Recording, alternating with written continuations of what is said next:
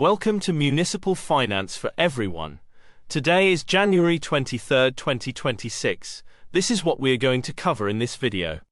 The most recent tax-exempt AAA Muni Curve. The most recent tax-equivalent AAA Muni Curve. The daily change of both the AAA Muni and Treasury curves. Their week-to-date change. How the AAA Muni Curve has changed year-to-date. Terms and definitions. Let's go over the most recent composite tax-exempt Muni AAA curve. The following composite tax-exempt yield curve is based off the most recent ICE, TradeWeb, Bloomberg yield curves that are available on the MSRB website, plus some proprietary extra adjustments, as of January 22, 2026. The one-year composite tax-exempt yield is 2.27%. The two-year yield is 2.24%. The 3-year yield is 2.23%. The 5-year yield is 2.27%. The 10-year yield is 2.69%. The 20-year yield is 4.01%. The 30-year yield is 4.29%. Let's now go over the most recent composite tax-equivalent Muni AAA yield curve. The following graph shows, in red the tax-exempt after-tax Muni yield curve, versus in blue its tax-equivalent pre-tax version assuming a 40.8% top tax bracket, as of January 22, 2026. Why would you care to see the tax-equivalent version of the Muni yield curve? More on this later. Let's first go over the pre-tax, aka tax-equivalent yield curve. The one-year tax-exempt yield is 2.27%, corresponding to a 3.83% tax-equivalent yield for investors in the top tax bracket. The two-year tax-equivalent yield is 3.79%. The 5-year tax-equivalent yield is 3.83%. The 10-year tax-equivalent yield is 4.54%. The 20-year tax-equivalent yield is 6.77%. The 30-year tax-equivalent yield is 7.24%. Let's now go over the tax-equivalent Muni AAA yield curve versus the US Treasury Curve. The reason why investors and financial professionals care about Muni's tax-equivalent yields is to simply have the ability to compare them against US Treasury yields, which are pre-tax yields. Observing the current graph, we can see there are some parts of the tax-equivalent Muni curve currently trading above the Treasury curve. For example, if you wanted to buy a 30-year bond, a AAA Muni bond would yield 7.2% compared to a lower yield of 4.8% from a Treasury bond. What if your tax rate, instead of being 40.8%, is for example 27.8%? You may wonder if Muni yields are higher or lower than Treasury yields if you are in a lower tax bracket. As of 2025, single filer earning between $103,000 and $197,000 would fall in this tax bracket. More on tax brackets later. Observing the current graph, we can see there are still some parts of the tax-equivalent Muni curve, displayed in red, currently trading above the Treasury curve, displayed in blue. Back to the tax-exempt version of the Muni curve. Municipal traders and portfolio managers often compare how cheap or rich municipal bonds are versus treasuries by looking at the ratio curve. For each maturity of the curve, we simply compute the ratio between tax-exempt Muni yields and treasury yields. In general, the closer to 100% a ratio is, the cheaper Muni bonds are. More on ratios at the end of the video. The current one-year ratio is 63%. The 2 years ratio is 62%. The 5 years ratio is 59%. The 10 years ratio is 63%. The 20 years ratio is 83%. The 30 years ratio is 87%. Let's now go over how the Muni AAA tax-exempt curve has changed since the prior business date. The graph displayed on the top-hand side shows the most recent curve versus the prior day curve. The bar plot on the bottom-hand side shows instead the difference between the two curves in basis points. As we can see, the entire Muni yield curve moved lower between 0 and -2 basis points. Munis and Treasuries daily change. This graph shows how both Munis and Treasury yield curves have changed versus the prior business date. They usually tend to move in the same direction, even though it's not uncommon to see days during which they move in the opposite directions. In general, daily changes between -2 and +2 basis points are quite common. Daily yield changes greater than 5 basis points indicate days with a high level of volatility. This graph is similar to the previous one, but instead of showing how interest rates have moved versus the prior day, they show how much they have changed since the end of the previous week. The current bar plot shows how Munis and Treasuries have changed since last Friday. This graph shows how much interest rates they have changed since the end of the previous month. The current bar plot shows how Munis and Treasuries have changed since the end of December. Let's now go over how the Muni AAA tax-exempt curve has changed year to date. The graph displayed shows on the top-hand side the most recent AAA Muni curve versus the curve at the end of last year. The bar plot on the bottom-hand side shows instead the difference between the two curves, meaning how much each tenor of the Muni curve has changed in basis points. The 1-year tenor changed -20 basis points. The 2-year tenor changed -18 basis points. The 5-year tenor changed -12 basis points. The 10-year tenor changed -5 basis points. The 20-year tenor changed 4 basis points. The 30-year tenor changed 6 basis points.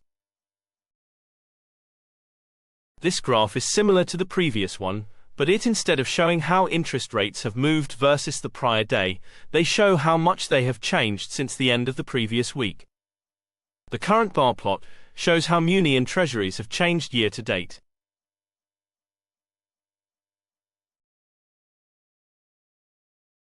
This line plot and the next plot show how each tenor of the Muni yield curve has changed over time.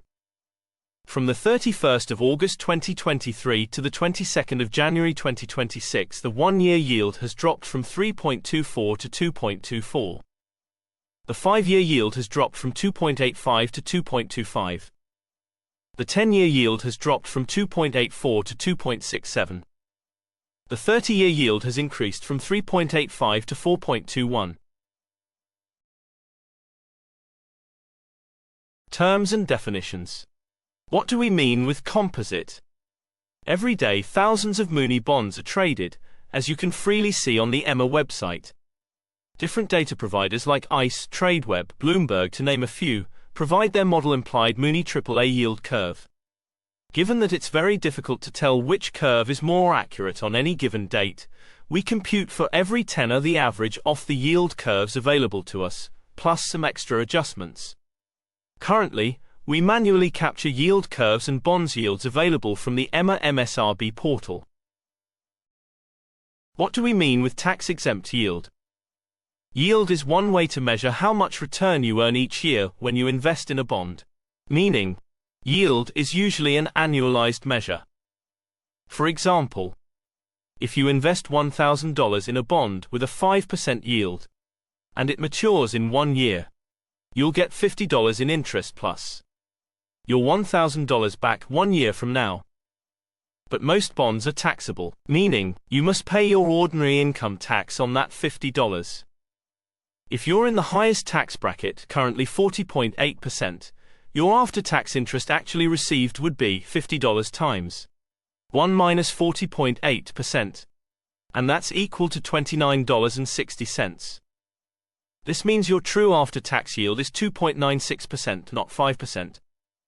On the other hand, most, but not all, municipal bonds, aka Munis, are usually tax-exempt at the federal level. That means the full 5% yield from a Muni bond stays in your pocket, no federal tax is taken out. This is very important to keep in mind when comparing municipal bonds that offer a tax-exempt yield versus the yield of taxable securities, like US Treasuries and corporate bonds. What do we mean with tax-equivalent yield? From the previous slide, we know most but not all Muni bonds offer tax-exempt yields. However, in order to fairly compare a Muni bond to a taxable bond like a US Treasury, we need to ask, What taxable yield X would give me the same after-tax yield as the one given by my tax-exempt muni bond? This X is what is usually called tax-equivalent yield, TEY, and it shows what a taxable bond would need to yield to match the muni's tax-free return. The formula to compute the tax-equivalent yield is given by muni, tax-exempt yield divided by 1 minus tax rate. For example, if a muni bond yields 3%, and you're in the 40.8% tax bracket, the tax-equivalent yield would be 3% divided by 1 minus 40.8%, and that's equal to 5.07%. So a taxable bond like a US Treasury would need to yield at least 5.07% to match the yield of a tax-exempt muni bond, currently yielding 3%. What do we mean with basis points? This term is often used by financial professionals. However, it's a very easy concept, don't be scared about it. Let's break it down. Basically, 1% is equivalent to 100 basis points. This means that when you hear someone saying interest rates increased by 100 basis points, that means they increased by 1%. If 1% is equivalent to 100 basis points, then 0.01% is equivalent to 1 basis point. For example, if the yield of a muni bond changes from 4.00% to 4.01%, it's simply easier to say the yield increased by 1 basis point, instead of saying the yield increased by 0.01%. That's it. What do we mean with muni-treasury ratios, and why are they important? First off, ratios are computed for each tenor of the curve. This means we compute the 1-year ratio by dividing the 1-year tax-exempt muni yield by the 1-year treasury yield. Same thing for the 2 years ratio, 5-year ratio, etc. Why do we compute ratios? They are one way portfolio managers and traders use to measure the relative value between municipal bonds and treasuries. Treasuries are the risk-free benchmark backed by US government. Munis are obligations issued mostly by states and cities. Therefore, professionals want to know, am I getting enough extra yield in munis compared to risk-free treasuries? If, for example, the 30-year ratio is 100%, that means the 30-year tax-exempt muni yield is the same as the 30-year treasury yield. However, the treasury yield is taxed, whereas the muni yield usually is not. Hence, in this case, you'd be better off holding a muni bond. In general, if the ratio is below 100%, one may think munis are rich compared to treasuries. In reality, we should always wonder, how does the current ratio look like compared to its own history? What's the average ratio over the past year? Let's make an example. You will notice from the data that usually the 1-year ratio tends to be between 60% and 65%.